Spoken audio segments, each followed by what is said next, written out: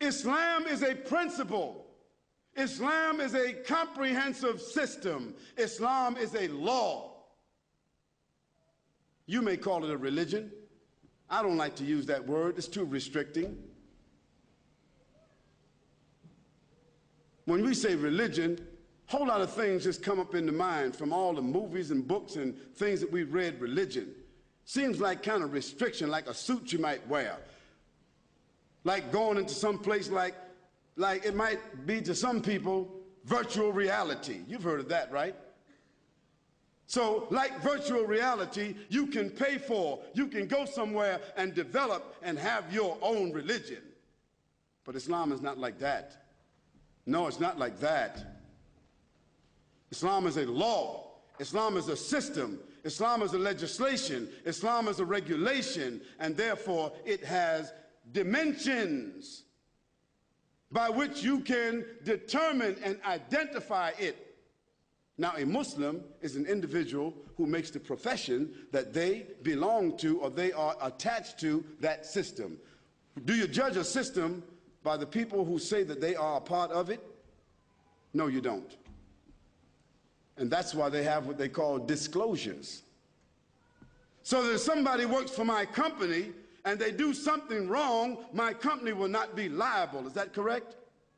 Because I've already made a disclosure that this person does not necessarily represent our company in policy or so forth and so on. I've made a disclosure of that. Well, God has also made a disclosure that the human beings themselves, God is not indicted, and God is not imperfect, and God does not die, and God does not have the limitations, and God doesn't make mistakes, and God is not immoral, and God is not prejudiced.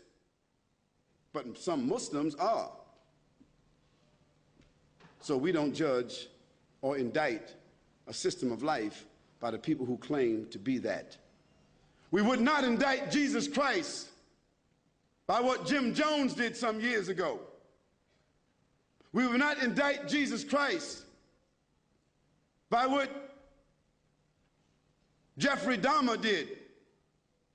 We would not indict Jesus Christ by what Charles Manson did. We would not indict Jesus Christ by the Oklahoma bomber. What was his name? Timothy McVeigh. Was he a Christian fundamentalist? We would not indict him.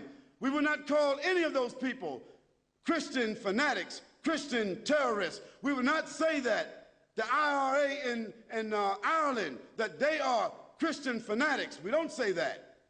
So how do we say Muslim fanatics, Islamic fundamentalists, Islamic terrorists? How do we indict a global faith of more than 1,500 years with a legislation, with principles, with dignity, with a record? How do we indict that entire faith and all the people who's with that faith and put them in some kind of classification and put on them an oxymoron? You know what that is, don't you? An oxymoron is a word that means just the opposite of what you're putting next to it. Islamic terrorist, Islamic fanatic. Those are oxymorons.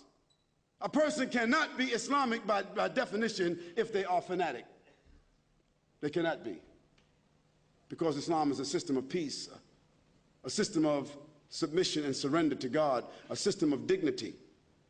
Now, if somebody who's a Muslim doesn't act that way, if a Muslim acts as a criminal way, what are they? They're a Muslim criminal, is that correct? If a Christian doesn't act the way Jesus Christ spoke, how he lived and his message, if a Christian commits a crime, what are they? A Christian criminal. A Jewish person commits a crime, what are they? A Jewish criminal. A Buddhist, a Hindu, or anyone else that commits a crime, they are what? Criminals. But you don't indict the faith because of the criminal, do you?